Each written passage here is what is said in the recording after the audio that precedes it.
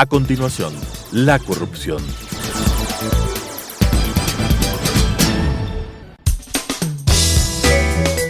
Clasificación B, bajo supervisión de un adulto. Son de exclusiva responsabilidad de sus autores y de quienes intervienen en ellos.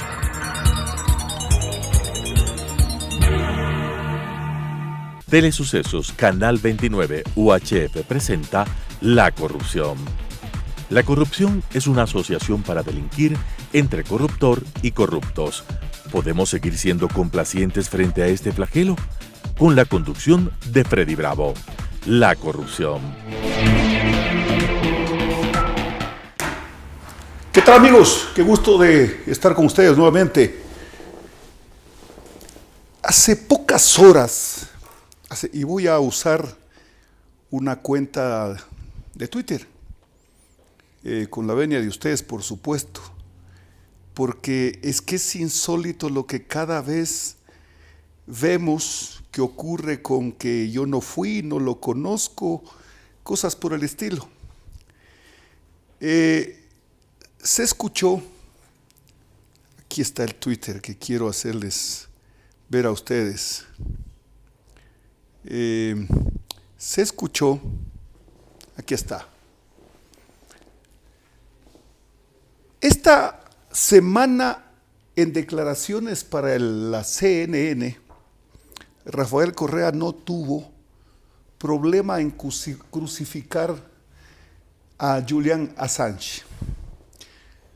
Confirmó que intervino en las elecciones de los Estados Unidos y de paso lo comprometió a Olavini. ¿Qué dirán las masas de borregos sobre este tema? Y consta en este Twitter los nombres de Quinto Lucas, los involucra quien hace alusión, la cuenta de Twitter, y a Ricardo Patiño. Y me voy a referir a esto.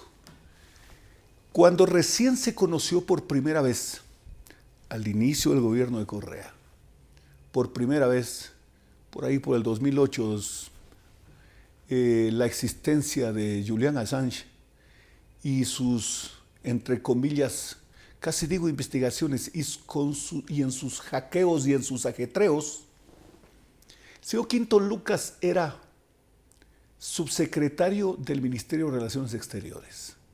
No tuvo empacho alguno en presentarse a través de los medios de comunicación y ofrecerle al señor Julian Assange que puede venir al Ecuador y que en el Ecuador se le podría dar asilo político.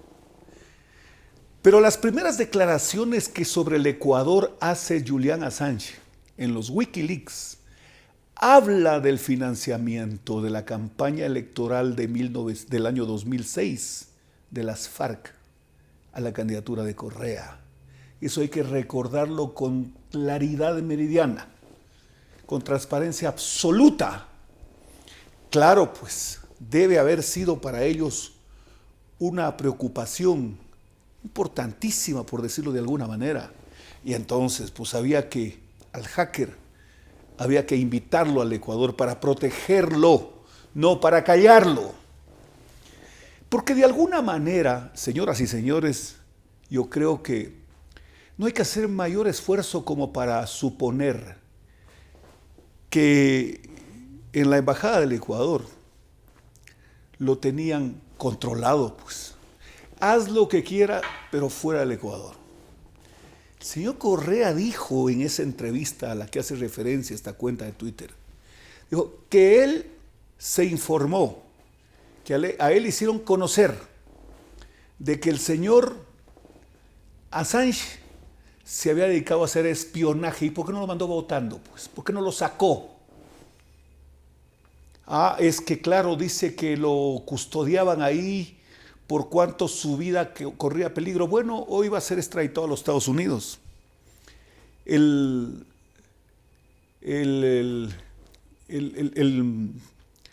subsecretario,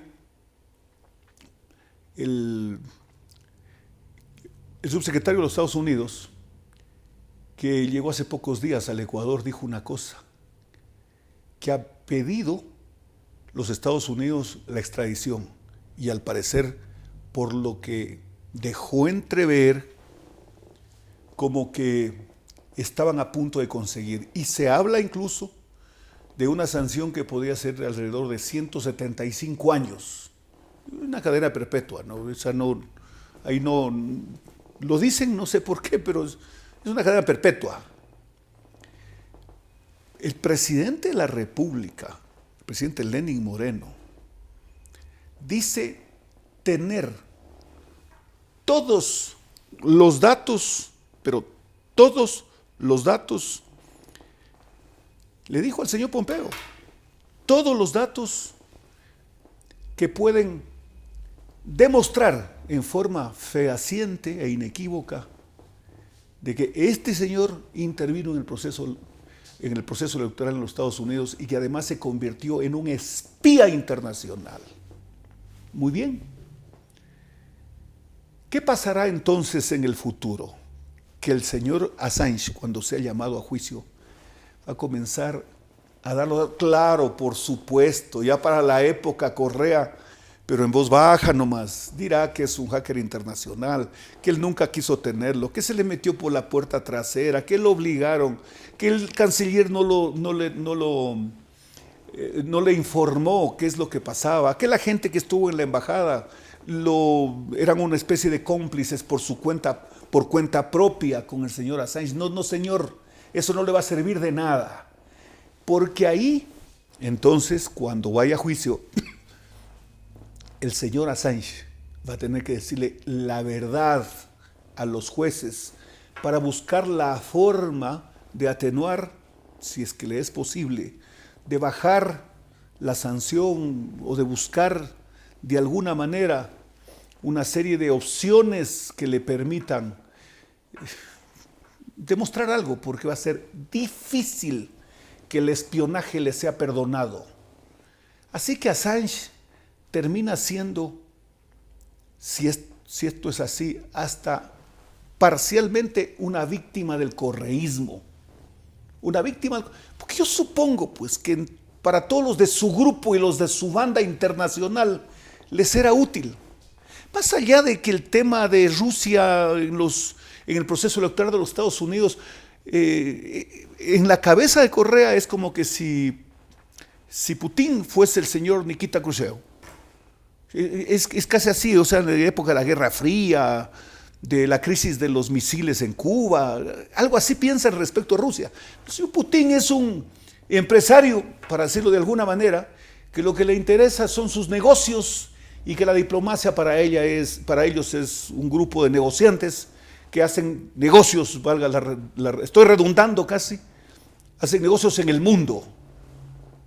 Así que el señor Assange fue prácticamente blanqueado por el señor Correa en una entrevista en la cadena CNN. Lo entregó. Dijo, no lo conozco. A ver, no dijo no lo conozco. No, yo me enteré, perdón, no dijo no lo conozco. No puede decirlo, pues. Yo me enteré, dijo, de que el señor estaba haciendo espionaje e interviniendo en la campaña de los Estados Unidos. Sí, pues en un proceso de estos, de una intervención así, en ese país que lo critican o que lo llamen como se llaman, tiene una importancia muy, muy, muy clara, muy determinante. No son como los procesos que hacía aquí Correa y que ojalá, y aspiro que así sea, ojalá digo, se descubra todos y cada una de las fechorías que hicieron a través del Consejo Nacional Electoral en todas sus etapas.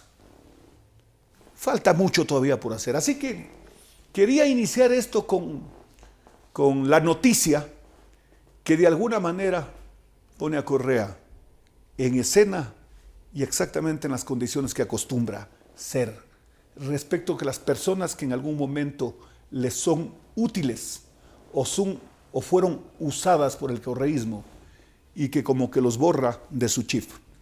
porque casi de todos dicen no lo conozco. De Assange no ha podido decir eso. Hay un tema que en estas horas se lo está tratando con insistencia, con vehemencia, y que bueno, es noticia de primera plana.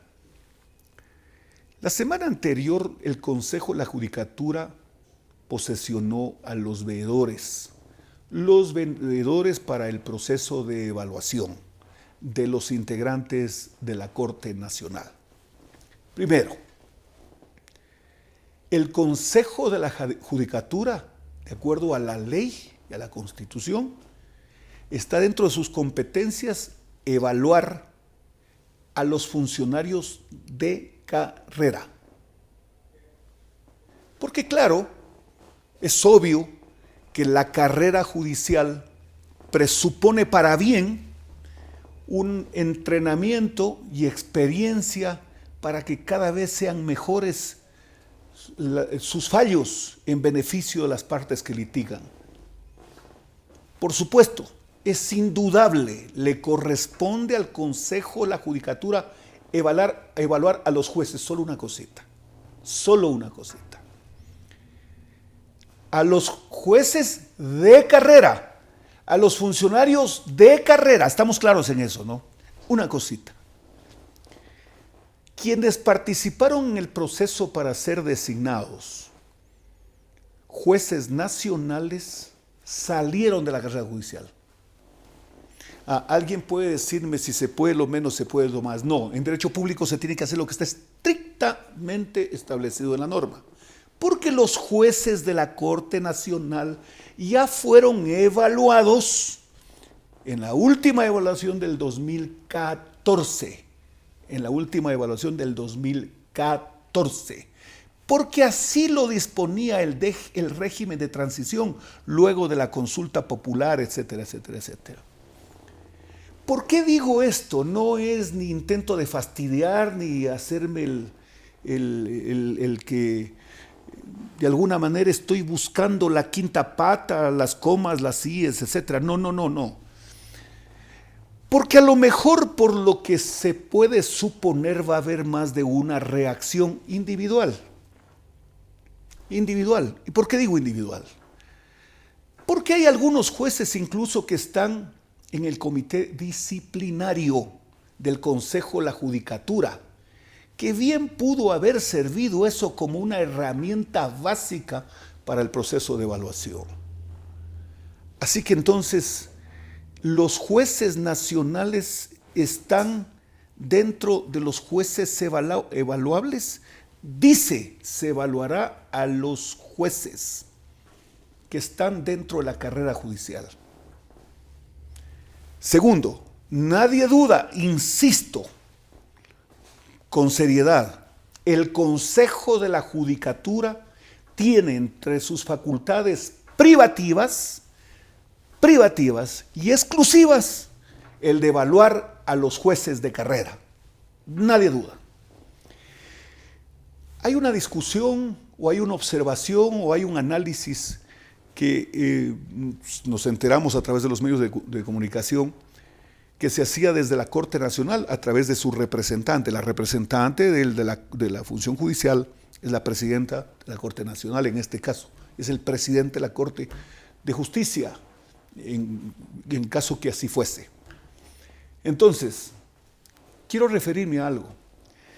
El Consejo de la Judicatura, al designar a este grupo de ciudadanos que van a acompañar en la evaluación, dice que el Consejo, porque no existe norma de lo que nos hemos enterado, que permita al Consejo hacer una comisión evaluadora. No existe, no está escrito. Claro, sí dice la norma de que el Consejo dirigirá el proceso de evaluación, por supuesto, pero dirigirá a sus subalternos, pues, a su departamento técnico, a los funcionarios de la instancia disciplinaria, etc. Pero no dice que será una comisión evaluadora. ¿Por qué lo digo? Lo digo pensando en que seguramente va a haber muchos ciudadanos que pueden creerse en algún momento afectados en sus derechos y pueden a lo mejor mañana o quién sabe cuándo presentar una reclamación que vaya más allá de nuestras fronteras. Yo he escuchado algunas contradicciones y no voy a personalizar el tema, pero escuché a uno de los señores evaluadores que dice que no van a tratar temas de las sentencias. Obvio. Sí, pues ahí hay un proceso de lesividad, que es otra cosa que se podría instrumentar cuando se trate de discutir sobre un fallo. No al lugar, como dicen los abogados. Término muy repetido, especialmente en las audiencias. A ver, dicen que no van a referirse a los fallos. Es correcto, así debe ser. Porque yo me pregunto, ¿qué pasaría este instante cuando dicen la sentencia contra tal persona de tal época, por tal motivo, por tal delito, etcétera, ha sido sustanciado el juicio de tal manera y ha estado mal la sentencia? No corresponde. Me estoy tratando de expresar de una forma de hacerme entender. Es un conversatorio, es una especie de conversatorio que intento. ¿Qué pasaría si eso ocurre? ¿Qué harían? ¿Qué tendrían que hacer las partes? Bueno, pues se puede, o sea, como que la justicia no terminó cuando debía haber terminado, pues. ¿Cuál es el fin? O sea, no tiene fin. ¿Cómo es esto? Escuché a otro señor evaluador decir que van a revisar los montos determinados en este concepto de la reparación. Me refiero a los juicios penales, de la reparación, de esta especie de reparación al Estado, a la sociedad, y que van a ver cuáles han sido los montos. Caramba, eso escuché, sí. Bueno, si es que no es verdad, y si yo estoy cometiendo una ligereza, ahí están los audios, ahí están los videos a través de los canales de televisión. Así que eso es sumamente grave, si se quiere. Me pregunto, ¿qué pasaría mañana si uno de los señores que están evaluando son abogados en un proceso X? ¿Se van a excusar? ¿No habría sido mejor que el requisito para poder ser miembro evaluador sea el no tener un conflicto de intereses por la vía del ejercicio profesional, que es legítimo y absolutamente respetable? A ver, a mí se me ocurre un caso, solo voy a citar un caso. Está dentro del proceso y yo tengo respeto por el ciudadano a quien voy a nombrar, cordialidad y respeto. A ver, ¿qué va a pasar con los jueces del caso Maguad? Si está el señor doctor Víctor Granda, quien insiste en una persecución profesional. La ley, a través de sirve como para perseguir delitos, a eso me refiero. No creo que, y no debería ser, que sea un asunto personal. No. Entonces, ¿qué pasaría en estos casos? ¿A los jueces que no han despachado va a tener algún peso la posibilidad de evaluarlos por su falta de despacho y conseguir el objetivo final? Solo me he puesto a pensar eso. ¿Qué ocurre cuando un juez se pronuncia respecto de las partes? Tiene que excusarse. ¿Qué ocurre cuando las partes creen que el juez, o se enteran de que el juez ha manifestado una odiosidad infinita por su condición de tal? Lo recusa. ¿Qué pasa si una de las personas que está evaluando, después de una cantidad de adjetivos expuestas respecto de los jueces, los va a evaluar? Un poco como que ya sabemos el resultado. Estas son, si se quiere, preocupaciones que ojalá en el transcurso de los próximos días logren aclararse, capaz de que el resultado de una evaluación no traiga cola, Cuando digo cola no quiero ser despectivo, no. Lo puedo usar al término como para explicarme que alguien reclama.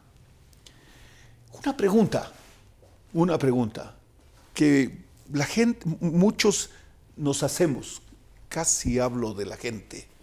Eso es una insolencia, decir, la gente quiere. No, nadie tiene derecho a representar el querer de la gente. Yo, usted, él, aquel. Así tiene que ser. En conversación con algunos ciudadanos de las que he participado, preguntan y yo traslado la pregunta. ¿Y si salen 2 jueces o 3 o 4 o 5 o 10, por quiénes van a ser reemplazados? A ver, por el banco de elegibles ya no existe.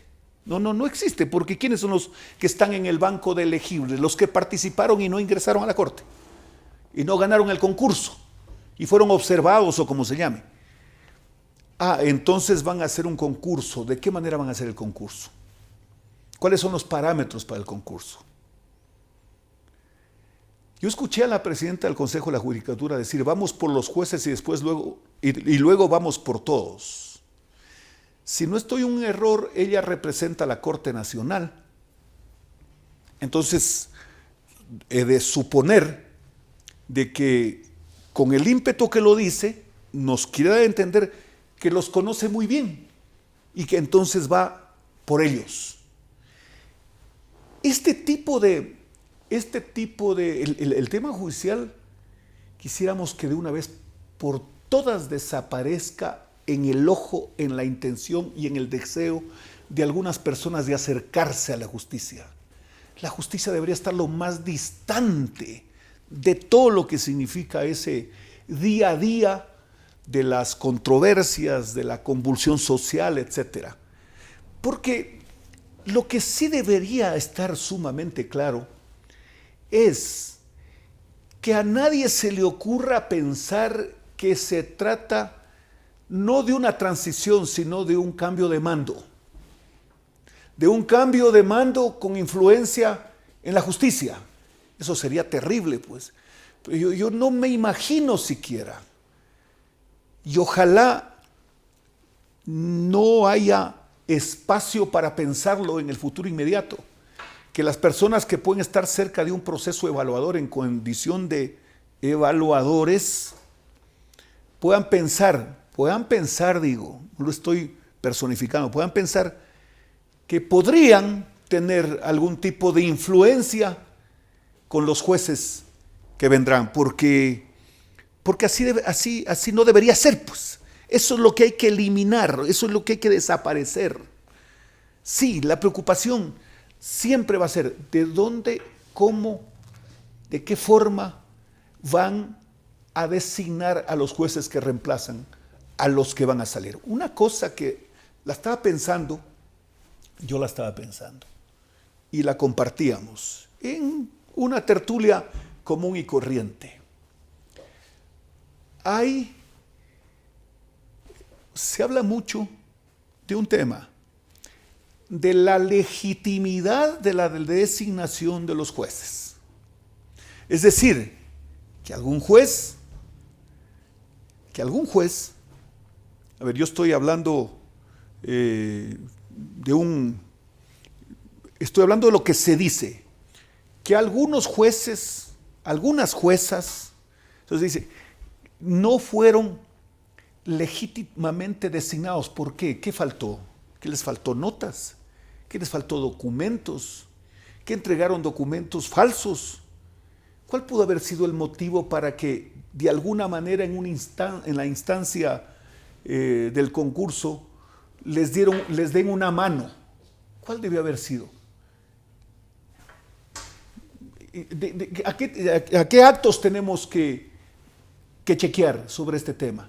Yo me pregunto, ¿qué pasaría si mañana, a ver, no tengo ninguna premisa, sino voy a poner el ejemplo por ser un tema álgido y delicado. ¿Qué pasaría si mañana dicen, la señora jueza Camacho no tiene legitimidad en su origen? Se me ocurre, porque he estado en la palestra en estos temas, en el tema del señor Glass. ¿Qué pasaría si eso llega a ocurrir? ¿O es que ella ya no va a ser evaluada porque dictó una sentencia en ese sentido? ¿Se dan ustedes cuenta la obligación que tienen los ciudadanos designados? Más allá de que nadie discute, nadie le quite ese derecho al Consejo de la Judicatura. Lo que sí creo es que el Consejo de la Judicatura debió haberse responsabilizado de hacerlo ellos, las evaluaciones, de acuerdo a la ley. Eso habría sido extraordinario, capaz que nadie se crea con el derecho, por supuesto, legítimo en muchos casos puede ser, de reclamar porque se ha violentado alguna norma que debe ser de obligación, de cumplimiento obligatorio. Señoras y señores, qué gusto de haber estado con ustedes. Nos vemos la próxima semana. Las opiniones vertidas en este espacio por la producción y dirección del programa son de exclusiva responsabilidad de sus autores y de quienes intervienen en ellos.